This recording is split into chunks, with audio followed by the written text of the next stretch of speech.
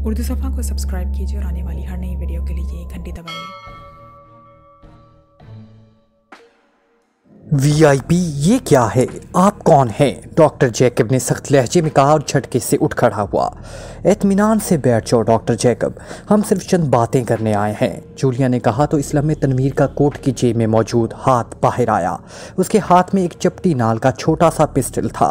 फिर उससे पहले कि डॉक्टर जैकब संभलता, तनवीर ने ट्रिगर दबा दिया और चपटी नाल से सुर्ख रंग की शुआ निकलकर डॉक्टर जैकब के जिस्म से टकराई और दूसरे लम्हे डॉक्टर जैकब इसी तरह सोफे पर गिरा जैसे रेत की खाली होती हुई बोरी नीचे गिरती है। सोफे पर गिरकर वो पलटकर नीचे फर्श पर गिरा और साकित हो गया। इसकी आंखें खुली हुई थी लेकिन उसका जिस्म बेहिस्सो हरकत था।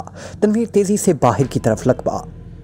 गैर ज़रूरी कत्लो गारत की हरगिज़ ज़रूरत नहीं है, जूलिया ने कहा और तनवीर ने मुड़े बगैर सिर्फ अस्बात में सर हिला दिया और दरवाज़ा खोलकर बाहर निकल गया। फिर तकरीबन निस्फ घंटे बाद वो वापस आया तो उसके हाथ में पानी की एक बोतल और रस्सी का बंडल मौजूद था। कोठी में 4 अफराद थे, चारों को बेहोश कर दिया है, तनवीर ने कहा और जूलिया ने अस्बात में सर हिला दिया। तनवीर ने पानी की बोतल और रस्सी का बंडल एक तरफ मेज़ पर रखा और फिर उसने छुपकर डॉक्टर जैकब को फर्श से उठाकर सोफे की कुर्सी पर डाला और मेज से रस्सी का बंडल उठाकर उसे खोला और फिर उस रस्सी की मदद से इसने डॉक्टर जैकब को कुर्सी से बांध दिया। जूलिया इस दौरान सोफे पर इत्मीनान से बैठी रही थी। डॉक्टर जैकब को बांधने के बाद उसने जेब से एक नीले रंग की शीशी निकाली और उसका ढक्कन खोलकर उसने शीशी का दहाना डॉक्टर जैकब की नाक से लगा दिया। क्या तुम ये सब इंतजामात करके वहाँ से चले थे? मुझे तो तुमने बताया ही नहीं था, जूलिया ने तनवीर से मुखातिब होकर कहा। मैंने आपको पहले ही बताया था कि सब इंतजामात किए हुए हैं। मेरी आदत है कि मिशन पर निकलने से पहले मैं मुकम्मल तैयारी कर लेता हूँ, तनवीर ने जवाब दिया और उसके साथ ही इसने शीशी हटाई और उसका ढक्कन बंद करके उसने शीशी जेब में डाल ली और फिर कोट के अंदरूनी जेब से उसने एक तेज़ धार का बारीक सा खंजर निकाल लिया। अब देखना इस डॉक्टर जैकब का हशर, अगर उसने दुरुस्त जवाब ना दिए तो इससे ऐसे इबरतनाक आज़ाब से गुजरना पड़ेगा कि उसकी रूह भी सदियों तक चीखती रहेगी, तनवीर ने जूलिया से मुखातिब होकर कहा और जूलिया ने अस्बात में सर हिला दिया। वो समझ गई थी कि डॉक्टर तनवीर जैकब को शाख पहुंचाकर उससे सब कुछ बता देने पर आमादा करेगा। चंद लम्हों बाद डॉक्टर जैकब की कराह सुनाई दी और तनवीर तेज़ी से मुड़ा और दूसरे लम्हे कमरा डॉक्टर जैकब के हलक से निकलने वाली करबनाक चीख से गूंज उठा। उसके दाएं कान की लू आधी से ज़्यादा कटकर नीचे जा गिरी थी और डॉक्टर जैकब ने चीखते हुए इधर उधर सर मारना शुरू कर दिया। अरे अभी से चीख रहे हो? अभी तो मैंने सिर्फ नमूना दिखाया है, तनवीर ने सख्त लहजे में कहा। रुक जाओ माइकल, ख्वामख्वाह के तशद्दुद की ज़रूरत नहीं है, मुझे यकीन है कि डॉक्टर जैकब खुद ही सब कुछ बता देगा, जूलिया ने तनवीर से मुखातिब होकर कहा तो तनवीर का उठा हुआ हाथ नीचे आ गया। ये तुम दोनों क्या कर रहे हो? कौन हो तुम? क्या कर रहे हो तुम? डॉक्टर जैकब ने चीखते हुए कहा। तुमने मेरे साथी को तो देख लिया होगा, उसे तशद्दुद करने में लुत्फ़ आता है। अगर तुम अपने जिस्म के हिस्से बचाना चाहते हो तो सब कुछ सच सच बता दो। मेरा वादा है कि ना सिर्फ तुम्हारी ज़िंदगी बच जाएगी बल्कि किसी को ये भी मालूम ना होगा कि हम तुमसे मिले हैं और तुमने सब कुछ बताया है, जूलिया ने सपाट लहजे में कहा। तुम कौन हो? क्या चाहते हो? डॉक्टर जैकब ने होंठ भींचते हुए कहा। तुम्हारा असल नाम एंथनी है और तुम किंग होटल के मालिक हो, क्या मैं दुरुस्त कह रही हूँ? जूलिया ने कहा। तुम्हें ये बात किसने बताई है? डॉक्टर जैकब ने इंतहाई हैरत भरे लहजे में कहा।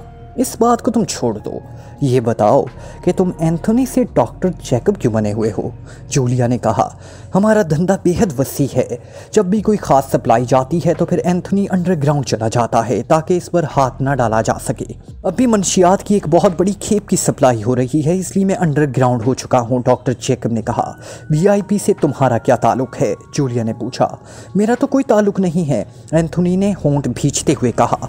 माइकल, इसकी एक आँख निकाल दो, जूलिया ने सख्त लहजे में कहा और फिर उससे पहले कि एंथोनी या डॉक्टर जैकब कोई बात करता, तनवीर का हाथ बिजली किसी तेज़ी से हरकत में आया और दूसरे लम्हे कमरा एंथोनी की होलनाक चीख से गूंज उठा। तनवीर ने इंतहाई बेदर्दी से बारीक खंजर एंथोनी की दाईं आंख में उतार दिया।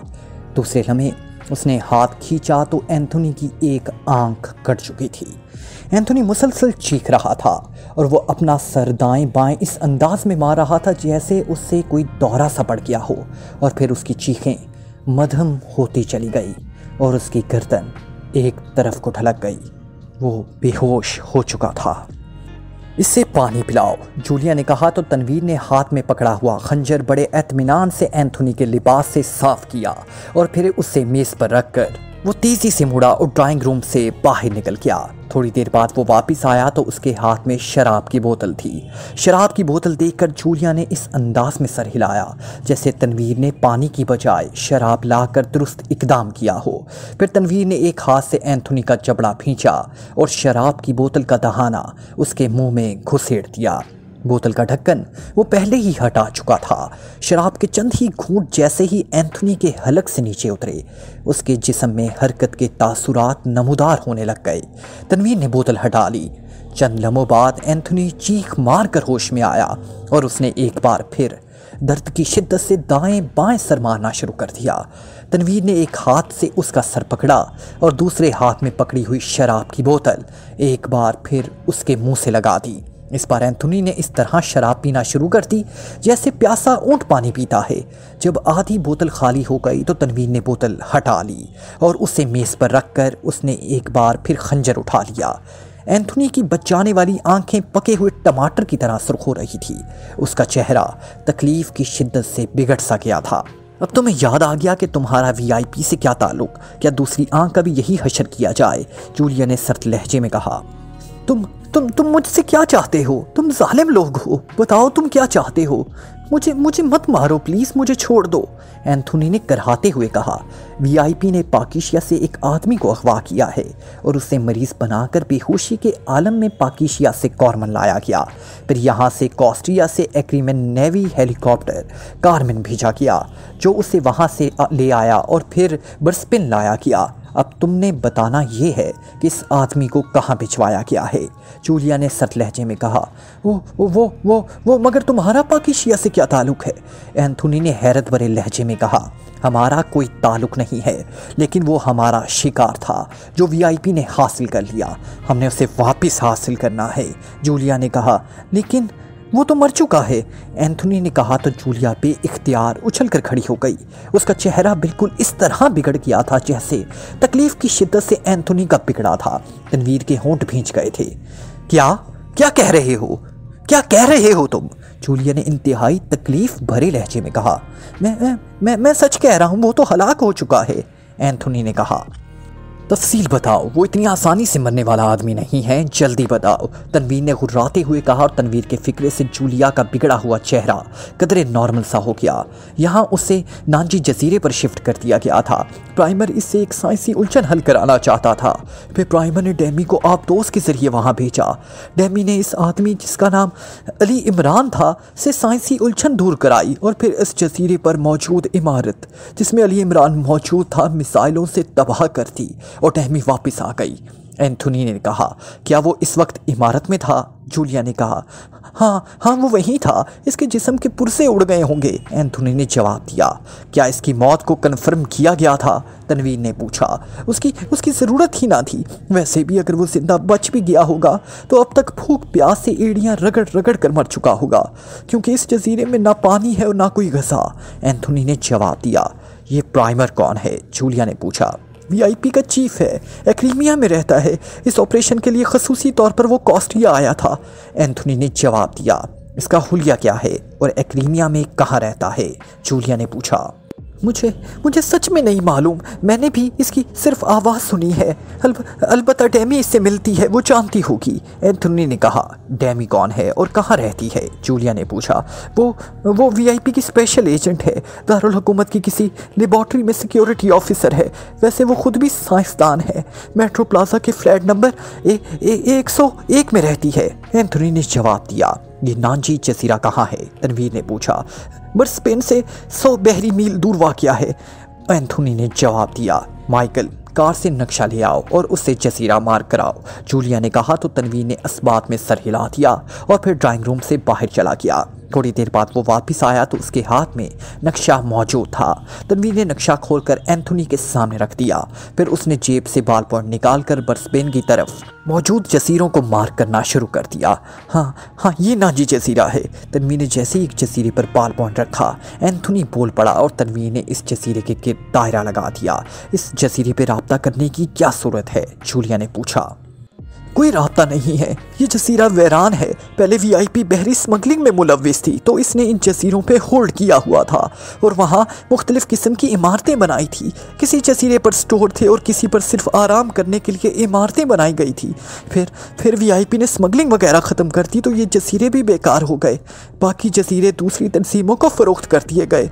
अलबत्ता ये नाजी जजीरा वीआईपी के पास रह गया था। वहाँ एक छोटी सी इमारत थी जिसे अब मिसाइलों से तबाह कर दिया गया, एंथोनी ने जवाब देते हुए कहा। फिर तुम्हारी ये बात कैसे कन्फर्म की जा सकती है कि इमरान को जजीरे पर से ले जाया गया था? जूलिया ने कहा। मैं सच कह रहा हूँ, एंथोनी ने जवाब दिया। जो हेलीकॉप्टर इस्तेमाल किया गया था क्या वो वाकई ही एक्रिमन नेवी का ही था? जूलिया ने पूछा। नहीं, वो ना जाने प्राइमर ने कहाँ से मंगवाया था। इस पर रंग वगैरह एक्रिमन नेवी का किया गया था, एंथोनी ने जवाब दिया। इसका पायलट नेवी का था? जूलिया ने पूछा। नहीं, इसका पायलट ब्लाशर था, ब्लाशर फ्लाइंग क्लब का मालिक, एंथोनी ने जवाब दिया। ब्लाशर का फ़ोन नंबर बताओ ताकि उससे तुम्हारी बात को कन्फर्म किया जा सके। अगर तुम्हारी बात कन्फर्म हो गई तो तुम जिंदा रहोगे, वरना तुम देख रहे हो कि तुम्हारा हशर क्या होगा। जूलिया ने सर्द लहजे में कहा तो एंथोनी ने एक नंबर बता दिया। जूलिया के इशारे पर तनवीर ने एक तरफ रखा हुआ फ़ोन पीस उठाया और उससे ले जाकर उसने एंथोनी के सिफे के बाजू पर रखा। उसमें लाउडर का बटन मौजूद है, वो प्रेस कर दो, जूलिया ने कहा तो तनवीर ने अस्बात में सर हिलाते हुए बटन प्रेस कर दिया। फिर रिसीवर उठाकर उसने एंथोनी के बताए हुए नंबर पर प्रेस करने शुरू कर दिए। जब दूसरी तरफ से घंटी बजने की आवाज़ सुनाई थी तो तनवीर ने रिसीवर एंथोनी के कान से लगा दिया। ब्लाशर फ्लाइंग क्लब, रिसीवर उठाए जाने की आवाज़ और फिर एक नुस्वानी आवाज़ सुनाई थी। एंथोनी बोल रहा हूँ, किंग होटल से, ब्लाशर से बात कराओ, एंथोनी ने कहा। बॉस ब्लाशर सुबह ऑफिस आए थे, उसके बाद वो एक्रीमेन नेग्रोमान से मिलने आए और फिर वो उनके साथ चले गए। अभी तक उनकी वापसी नहीं हुई, दूसरी तरफ से कहा गया। ओके, एंथोनी ने कहा तो तनवीर ने रिसीवर रख दिया। हमें यहाँ वक्त ज़ाया करने की बजाय जजीरे पर पहुँचना चाहिए जूलिया, तनवीर ने रिसीवर रखते हुए कहा। ठीक है चलो, जूलिया ने उठते हुए कहा तो तनवीर ने खंजर वापस जेब में डाला और दूसरे लम्हे उसने जेब से एक मशीन पिस्टल निकाला और फिर उससे पहले कि एंथोनी एहतजाज करता तनवीर ने ट्रिगर दबा दिया और एंथोनी के हलक से चीख निकली और इसका बंधा हुआ जिस्म पूरी तरह फड़कने लगा। लेकिन दिल में उतर जाने वाली गोलियों ने उसे मजीद मोहलत ना दी और वो चंद लम्हों बाद ही साकित हो गया। उसकी रस्सियां खोल दो ताकि ये मालूम ना हो सके कि उससे पूछ कुछ की गई है, जूलिया ने कहा। मालूम होता रहे, इससे क्या फ़र्क पड़ता है, तनवीर ने मुंह बनाते हुए कहा। जैसे मैं कह रही हूँ वैसे करो, मैं नहीं चाहती कि वीआईपी के एजेंट हमारे पीछे चल पड़े, जूलिया ने सख्त लहजे में कहा तो तनवीर ने अस्बात में सर हिलाते हुए एक बार फिर जेब से वही खंजर निकाला और एंथोनी के जिस्म के गिर्द बंधी हुई रस्सियाँ काट कर उसने इकट्ठी करके एक तरफ फेंक दी। इसके आदमियों का भी खात्मा कर दो, जूलिया ने दरवाजे की तरफ बढ़ते हुए कहा तो तनवीर ने अस्बात में सर हिला दिया। थोड़ी देर बाद उनकी कार कोठी से निकलकर बाहर सड़क पर दौड़ती हुई वापस दारुल हुकूमत की तरफ बढ़ती चली जा रही थी। मेरा ख्याल है इस डैमी से एंथोनी की बताई हुई बात को कंफर्म कर लिया जाए, जूलिया ने कहा तो तनवीर ने अस्बात में सर हिला दिया और फिर दारुल हुकूमत पहुंचकर उन्होंने नक्शे में मेट्रो प्लाजा को मार्क किया और थोड़ी देर बाद उनकी कार मेट्रो प्लाजा की पार्किंग में पहुंच कर रुक गई। डैमी अपने फ्लैट में मौजूद होगी, जूलिया ने सवालिया लहजे में कहा। आज सरकारी तातील है इसलिए लाजिमन वो फ्लैट में ही होगी, तनवीर ने जवाब दिया और जूलिया ने अस्बात में सर हिला दिया। थोड़ी देर बाद वो फ्लैट नंबर 101 के बंद दरवाजे के सामने खड़े थे। दरवाजे पर डैमी स्कॉट की नेम प्लेट मौजूद थी। जूलिया ने कॉल बेल का बटन प्रेस किया। कौन है? साइड दीवार पर लगे हुए डोर फोन पर एक नुस्वानी आवाज़ सुनाई दी। जूलिया और माइकल, हमें किंग होटल के मालिक एंथोनी ने भेजा है, जूलिया ने जवाब दिया तो चंद लम्हों बाद दरवाज़ा खुला और दरवाजे पर एक नौजवान और खूबसूरत सी लड़की खड़ी थी। इसकी नज़रों में हैरत थी। क्या आप हमें अंदर आने के लिए नहीं कहेंगी मिस डैमी स्कॉट? जूलिया ने मुस्कुराते हुए कहा। आइए, डेमी ने एक तरफ हटते हुए कहा तो जूलिया और तनवीर अंदर दाखिल हो गए और अंदर दाखिल होते ही इन दोनों के चेहरों पर इत्मीनान के तासुरात उभर आए, क्योंकि ये लग्जरी फ्लैट था, इसलिए साउंड प्रूफ बनाया गया था ताकि फ्लैट में रहने वाले बाहर के शोर गुल से बच सकें। डेमी ने दरवाज़ा बंद किया और उन्हें ड्राइंग रूम में ले आई। तशरीफ़ रखें और बताएं कि आप क्या पीना पसंद करेंगे। डेमी ने कहा, पीना पिलाना बाद में होता रहेगा। एंथोनी ने हमें बताया कि तुम नांजी जजीरे पर जाकर पाकिस्तान से आने वाले साइंसदान अली इमरान से मिली थी, क्या ये बात दुरुस्त है? जूलिया ने खुश्क लहजे में कहा तो डेमी बेइख्तियार उछल पड़ी। उसके चेहरे पर शदीद हैरत के तासुरात उभर आए। तुम कौन हो और एंथोनी ने तुम्हें ये बात क्यों बताई? डेमी ने इंतहाई हैरत भरे लहजे में कहा, जो मैं पूछ रही हूँ उसका जवाब दो। डेमी, जूलिया ने स्पाट लहजे में कहा, मैं तो किसी नांजी जजीरे और इमरान को नहीं जानती। डेमी ने हकलाते हुए कहा, आखिरी बार कह रही हूँ डेमी कि सच सच बता दो, वरना तुम्हारा ये खूबसूरत चेहरा भी इसी तरह बिगाड़ दिया जाएगा कि कोई मर्द तुम पर थूकना भी पसंद नहीं करेगा। और ये भी सुन लो, हमारे पास इस बात का हतमी सबूत है। हम तो सिर्फ तुमसे वो कन्फर्म कराना चाहते हैं। अगर तुम सच बोल दो तो हम खामोशी से वापस चले जाएंगे, वरना, जूलिया ने इंतहाई सख्त लहजे में कहा और उसके साथ ही तनवीर ने जेब से मशीन पिस्टल निकाला और उछलकर उसने डेमी की कनपट्टी पर मशीन पिस्टल की नाल लगा दी। डेमी का चेहरा यखलक सर्द पड़ गया। सच सच सब कुछ बता दो, यही तुम्हारे हक में बेहतर होगा, तनवीर ने हुर्राते हुए कहा। हाँ, मैं गई थी, डेमी ने यखलक तेज लहजे में कहा तो जूलिया ने तनवीर को हट जाने का इशारा किया और तनवीर हटकर तेज़ी से मुड़ा और फिर डेमी के उकम में जाकर खड़ा हो गया। देखो डेमी, हमें तुमसे कोई दुश्मनी नहीं। मैं नहीं चाहती कि तुम इस जवानी के आलम में ही कब्र में उतर जाओ, इसलिए पूरी तफसील बताओ कि तुम वहाँ क्या करने गई थी और इमरान ने क्या किया और तुमने क्या किया और अब इमरान कहाँ है? जूलिया ने कहा, मुझे मेरे चीफ ने वहाँ भेजा था, डेमी ने कहा और फिर उसने पूरी तफसील बता दी। अब इमरान कहाँ है? जूलिया ने पूछा। मुझे नहीं मालूम, मुझे जो काम दिया गया था मैंने कर दिया था, डेमी ने जवाब दिया। तुम्हारे चीफ प्राइमर का क्या हुलिया है? जूलिया ने पूछा। मुझे नहीं मालूम, मुझे कहा गया था मैं वो ब्रीफ केसेस आप दोस्त में छोड़ दूँ और मैंने छोड़ दिया और फिर बर्सपिन से टैक्सी में बैठकर यहाँ आ गई, डेमी ने जवाब दिया। प्राइमर से तुम्हारा राब्ता कैसे होता है? जूलिया ने पूछा। वो खुद फ़ोन करता है और बस, डेमी ने जवाब दिया। मेरा ख्याल है कि इससे ज़्यादा ये और कुछ नहीं बता सकती, इसलिए अब चलें, जूलिया ने तनवीर की तरफ देखते हुए कहा और तनवीर ने इस्पात में सर हिला दिया और फिर उससे पहले कि डेमी कुछ समझती, तनवीर ने हाथ में पकड़े हुए मशीन पिस्टल का ट्रिगर दबा दिया। एक धमाके के साथ ही डेमी के हलक से खौफनाक चीख निकली और वो कुर्सी समेत उछलकर नीचे गिरी और पूरी तरह तड़पने लगी और फिर चंद लम्हों बाद साकित हो गई। तनवीर और जूलिया तेज तेज कदम उठाए बैरूनी दरवाजे की तरफ बढ़ते चले गए। अब बहरहाल ये बात कन्फर्म हो गई थी कि इमरान को नांजी जजीरे पर ले जाया गया था। को एंथोनी ने यही बताया था कि इमरान को हलाक कर दिया गया है, लेकिन ना जाने क्यों उन्हें इस बात पर यकीन ना आया था। टैक्सी ब्लास्टर फ्लाइंग क्लब के गेट पर जाकर रुकी तो जोसेफ और जवाना दोनों टैक्सी से नीचे उतरे और जवाना ने मीटर पर देखकर किराया अदा किया और जब टैक्सी ड्राइवर टैक्सी को लेकर आगे बढ़ गया तो वो दोनों फ्लाइंग क्लब के खुले हुए गेट में दाखिल हो गए। फ्लाइंग क्लब कॉस्टिया दारुल हुकूमत से शुमाल मगरिब की तरफ शहर से बाहर कायम किया गया था और ख़ासे वसी एरिया में बनाया गया था। अंदर फ्लाइंग क्लब की इमारत तो छोटी सी थी, लेकिन उसका रकबा बेहद वसी था। शायद ऊपरी तरफ बाकायदा रनवे बनाया गया था। गेट के साथ ही ऑफिस था और जोसेफ और जवाना ऑफिस की तरफ ही बढ़े चले जा रहे थे। ऑफिस में एक खूबसूरत सी मकामी लड़की मौजूद थी। हमें ब्लास्टर से मिलना है, जवाना ने लड़की के करीब आकर कहा। क्या आप उनसे आपने वक्त लिया है? लड़की ने हैरत से उन्हें देखते हुए कहा। नहीं, लेकिन हमें उससे फौरी मिलना है, इसमें उसका ही फ़ायदा है, जवाना ने सर्द लहजे में जवाब देते हुए कहा।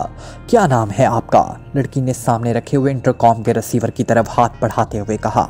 जवाना और जोसेफ, हम एक्रीमिया से आए हैं, जवाना ने कहा तो लड़की ने इस्पात में सर हिला दिया और इंटरकॉम का एक बटन प्रेस किया। रूसी बोल रही हूँ बॉस। क्रीमिया से 2 साहिबान आए हैं, मिस्टर जवाना और मिस्टर जोसेफ। वो आपसे फौरी मिलना चाहते हैं। उनका कहना है कि इसमें आप ही का फ़ायदा है, लड़की ने कहा और फिर दूसरी तरफ से कुछ सुनकर उसने रिसीवर रख दिया। सामने दरवाज़ा है, तशरीफ़ ले जाइए, लड़की ने सामने दीवार में मौजूद दरवाजे की तरफ इशारा करते हुए कहा। तो जवाना और जोसेफ सर हिलाते हुए इस दरवाजे की तरफ बढ़ गए। जवाना ने दरवाजे को धकेल कर खोला और अंदर दाखिल हो गया। ये खासा बड़ा कमरा था जिसे दफ्तर के अंदाज में सजाया गया था। फर्नीचर बेहद कीमती और जदीद था। दीवारों पर हर तरफ मुख्तलिफ हेलीकॉप्टरों और जहाज़ों की तस्वीरों को फ्रेम करके लगाया हुआ था। बड़ी सी ऑफिस टेबल के पीछे एक आदमी बैठा हुआ था, उसके जिस्म पर सूट था। इन दोनों के अंदर दाखिल होते ही वो आदमी उठकर खड़ा हो गया। उसके चेहरे पर शदीद तरीन हैरत के तासुरात नुमायां थे।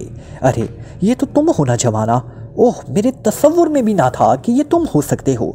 इस आदमी ने मेज़ की साइड से निकलकर तेज़ी से जवाना की तरफ बढ़ते हुए कहा और जवाना भी बेइख्तियार उछल पड़ा।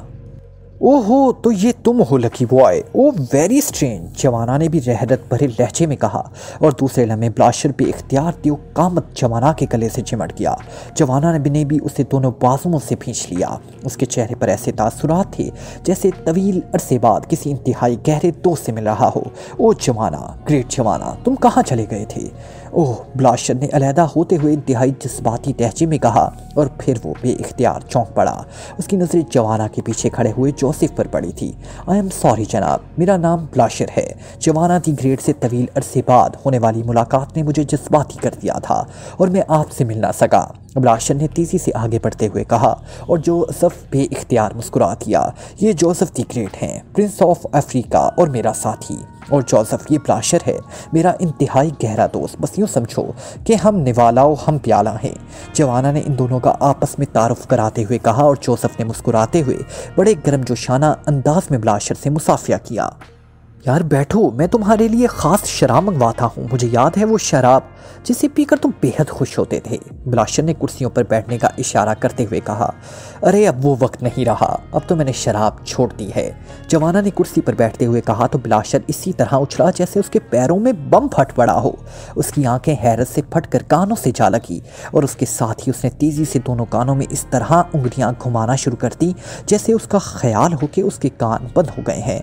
क्या ये मेरे कानों को क्या हो गया है? ब्लाशर ने कहा। तो जवाना बेइख्तियार हंस पड़ा। तुम्हारे कानों ने दुरुस्त सुना है मेरे दोस्त, मैंने वाकई ही शराब पीना छोड़ दी है। और मैं जोसेफ ने भी शराब पीना छोड़ दी है। हालांकि जिस कदर मिकदार में रोज़ाना जोसेफ शराब पीता था, मैं तो उसका अशर उशीर भी ना पीता था। जोसेफ ने मुस्कुराते हुए कहा, मगर इसके बावजूद तुम जिंदा हो। मैं तो सोच भी नहीं सकता कि तुम शराब के बगैर जिंदा रह सकते हो। ब्लाशर ने आंखें फाड़ते हुए कहा और जवाना बेइख्तियार हंस पड़ा। मैं और जोसेफ ही पहले यही समझते थे, लेकिन अब देखो कि हम ना सिर्फ जिंदा हैं बल्कि इसकी गुलामी से भी आज़ाद हैं। जवाना ने जवाब दिया।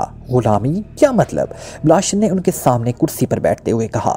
जिस तरह तुम्हारी समझ में ये बात नहीं आ रही, इसी तरह पहले हमारी समझ में ना आती थी, लेकिन अब जबकि हमने शराब पीना छोड़ दी है तो हमें एहसास हुआ कि हम दरअसल शराब के ग़ुलाम थे और अब इस ग़ुलामी से आज़ाद हुए हैं। हर वो आदमी जो किसी भी किस्म का नशा करता है वो यही समझता है कि अगर मैंने नशा छोड़ दिया तो मैं मर जाऊंगा, अगर मरूंगा नहीं तो फिर किसी काम का ना रहूंगा, मुझसे कोई काम ना हो सकेगा। लेकिन ऐसा नहीं है, ये महज ज़हनी ग़ुलामी है और कुछ भी नहीं। जवाना ने कहा। तो ब्लाशर पे इख्तियार हंस पड़ा। और कुछ हुआ हो या ना हुआ हो, बहरहाल शराब छोड़ने के बाद तुम फिलासफर ज़रूर हो गए हो, वरना मुझे वो वक्त भी याद है जब सोच और अकल नाम की कोई चीज़ तुम्हारे करीब से ही ना गुजरती थी। ब्लाशर ने हंसते हुए कहा और जवाना भी बेइख्तियार हंस पड़ा। ये दरअसल मेरे मास्टर की वजह से हुआ है। मास्टर ने ना सिर्फ मुझसे शराब छुड़वा दी बल्कि उसने मुझे अक्ल और शऊर के इस्तेमाल का तरीका भी बताया। जवाना ने कहा। मास्टर, तुम्हारा मतलब किसी जोगी वगैरह से तो नहीं है? ब्लाशर ने कहा। अरे नहीं, मास्टर जोगी नहीं है, बस सीधा सादा सा इंसान है और बस। जवाना ने कहा। फिर तो मुझे भी इस इंसान से मिलवाओ जवाना, जिसने तुम जैसे खौफनाक कातिल को इंसान बना दिया है। वो यकीनन दुनिया का अजीम तरीन इंसान होगा। ब्लाशर ने कहा। तो जवाना भी इख्तियार हंस पड़ा। मास्टर की वजह से तो तुमसे मुलाकात हुई है और शुक्र करो कि तुम मेरे दोस्त साबित हुए हो, वरना अब तक तुम्हारे जिस्म की आधी से ज़्यादा हड्डियाँ टूट चुकी होती। जवाना ने कहा। तो ब्लाशर बेइख्तियार चौंक पड़ा। क्या मतलब? मैं समझा नहीं तुम्हारी बात, ब्लास्टर ने चौंकते हुए कहा। तुम एक्रीमियन नेवी हेलीकॉप्टर पर जिस आदमी को कार्मन से लेकर आए थे वही मेरा मास्टर है, अली इमरान, और हम इस सिलसिले में तुम्हारे पास आए हैं कि तुम हमें बताओगे कि तुमने मास्टर को कहाँ पहुँचाया है। जवाना ने कहा तो ब्लास्टर पे इख्तियार उछलकर खड़ा हो गया। तुम्हें ये किसने बताया है सब कुछ? ब्लास्टर ने कहा, चेहरे पर ऐसी हैरत थी जैसे उसे इस बारे में अपने कानों पर यकीन आ रहा हो।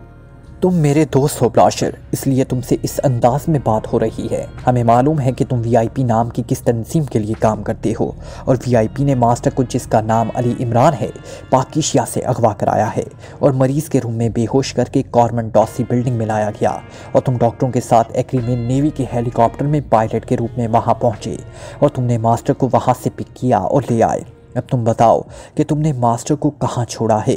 जवाना ने इस बार इंतहाई संजीदा लहजे में कहा तो ब्लास्टर के चेहरे पर भी संजीदगी के तासुरात उभर आए। यूँ महसूस हो रहा था जैसे वो किसी फैसले पर ना पहुँच रहा हो। मुझे मालूम है कि तुम क्या सोच रहे हो। तुम यही सोच रहे हो कि तुम अपनी तंजीम वीआईपी से गद्दारी करो या नहीं, लेकिन ये बात तुम्हें बता दूँ ब्लास्टर कि मैं तुमसे नज़दीक हूँ, जबकि तंजीम तुमसे दूर है, और मास्टर के लिए मैं वही पुराना जवाना साबित हो सकता हूँ। जवाना ने कहा तो ब्लास्टर फीकी सी हंसी ढूंढता रह गया। ये बात नहीं है जवाना, मुझे मालूम है कि तुम जो चाहते हो कर गुजरते हो। अगर वो तुम्हारे मास्टर हैं तो फिर यकीनन वो बहुत बड़ा आदमी है, लेकिन अब मैं क्या बताऊं तुम्हें, मुझे खौफ आ रहा है, ब्लास्टर ने कहा। क्या मतलब? मैं समझा नहीं, जवाना ने चौंक कर कहा। मतलब ये कि अब तक तुम्हारा मास्टर हलाक हो चुका होगा, ब्लास्टर ने कहा तो जवाना इस तरह हंस पड़ा जैसे ब्लास्टर ने इंतहाई अहम काना बात की है। मास्टर इस तरह नहीं मर सकता ब्लास्टर, जिस तरह तुम सोच रहे हो। बहरहाल ये दूसरी बात है, तुम बताओ कि मास्टर कहाँ है? जवाना ने कहा, मास्टर को मैंने नाजी जजीरे पर बेहोशी के आलम में छोड़ा था। उसके बाद मुझे सिर्फ इतना मालूम है कि चीफ प्राइमर ने उससे कोई काम लेना था जो ले लिया गया, और उसके बाद वो इमारत मिसाइलों से उड़ा दी गई जिसमें तुम्हारा मास्टर मौजूद था। ब्लास्टर ने जवाब देते हुए कहा, ये नाजी जजीरा कहाँ है? जवाना ने पूछा।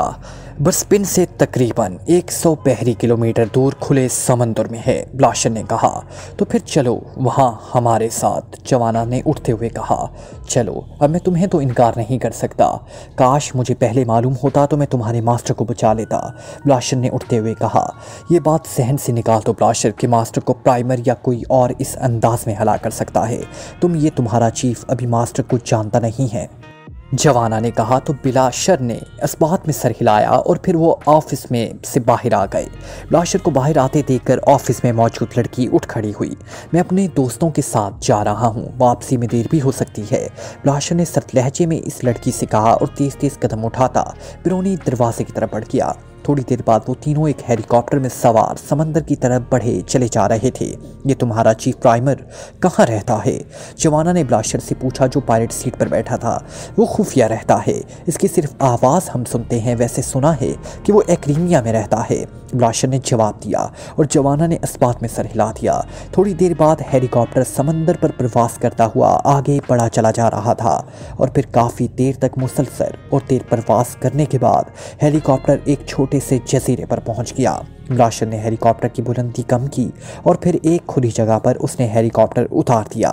यह है वो जजीरा जहां तुम्हारे मास्टर को रखा गया था, ब्लास्टर ने एक तवील सांस लेते हुए कहा और जवाना और जोसेफ दोनों सर हिलाते हुए हेलीकॉप्टर से नीचे उतरे। ब्लास्टर भी हेलीकॉप्टर से नीचे उतर आया और फिर वो तीनों इस जगह पहुंच गए जहां एक इमारत के मलबे का ढेर मौजूद था।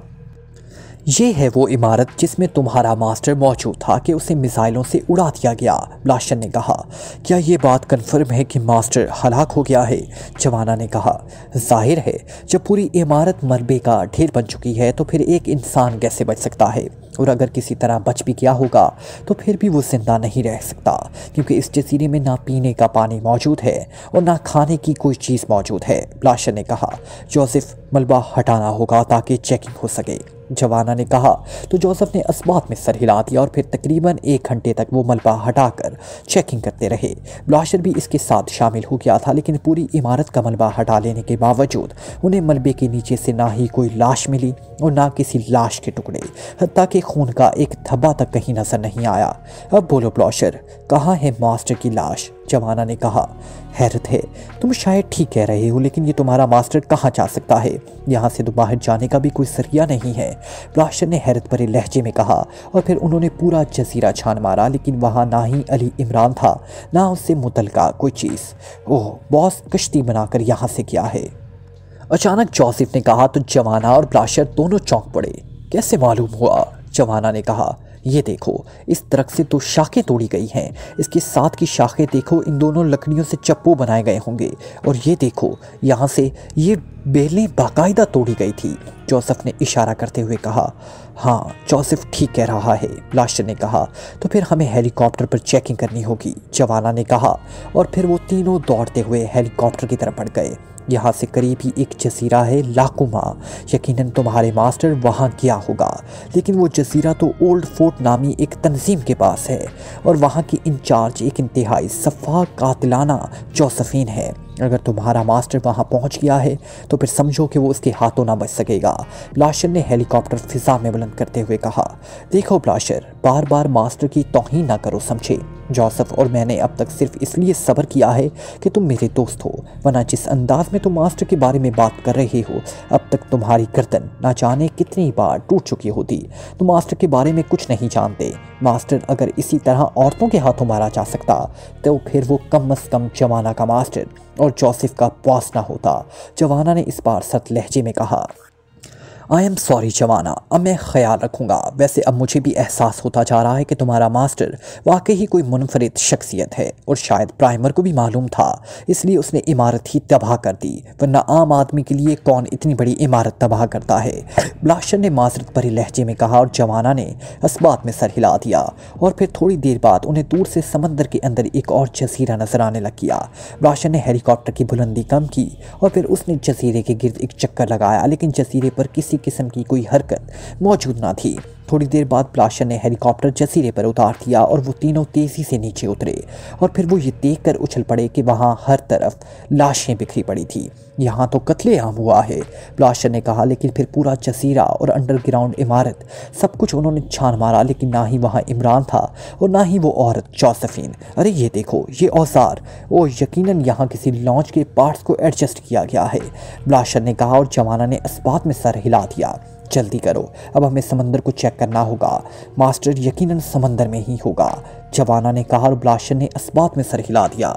और फिर थोड़ी देर बाद उनका हेलीकॉप्टर फिजा में उठा और फिर तेजी से समंदर पर आगे बढ़ता चला गया। फिर उन्होंने दूर दूर तक समंदर छान मारा, लेकिन ना कहीं कोई लॉन्च नजर आई और ना ही इमरान का कुछ पता चल सका। अब तो पेट्रोल भी खत्म होने वाला है, हमें वापस जाना होगा, ब्लास्टर ने कहा। तो जवाना ने होंठ भींच लिए और फिर थोड़ी देर बाद वो ब्रिम्बन की तरफ मुड़ गए, लेकिन वो साहिल से काफ़ी दूर थे कि उन्होंने एक बड़ी सी लॉन्च को तेज़ी से खुले समंदर की तरफ बढ़ते हुए देखा। जवाना ने दूरबीन आंखों से लगाई। मिस जूलिया, मैंने मिस जूलिया को देख लिया है, वो इस लॉन्च पर है, जवाना ने चीखते हुए कहा। कौन जूलिया? ब्लास्टर ने कहा। मेरा ख्याल है ये बॉस को चेक करने इस नाजी जजीरे की तरफ ही जा रही है, जोसेफ ने जवाना के हाथ से दूरबीन लेकर आंखों से लगाते हुए कहा। उसने भी जूलिया को चेक कर लिया था। हेलीकॉप्टर इस लॉन्च के ऊपर ले जाओ, जवाना ने कहा। तो ब्लास्टर ने हेलीकॉप्टर की बुलंदी कम करनी शुरू कर दी और फिर चंद लम्हों बाद हेलीकॉप्टर इस लॉन्च के ऊपर उड़ने लगा। मिस जूलिया, मैं जवाना हूँ और मेरे साथ जोसेफ है, जवाना ने खिड़की से सर बाहर निकालकर चीख कर कहा। जवाना, तुम कहाँ से आ रहे हो? जूलिया ने चीखती हुई आवाज़ सुनाई दी। हम मास्टर को नाजी जजीरे पर तलाश करके आए हैं, वो वहाँ से जा चुका है। हमारे हेलीकॉप्टर का पेट्रोल ख़त्म होने वाला है, इसलिए हम वापस साहिल पर जा रहे हैं। आप भी वहाँ आ जाएं, आगे जाने की ज़रूरत नहीं है, जवाना ने कहा।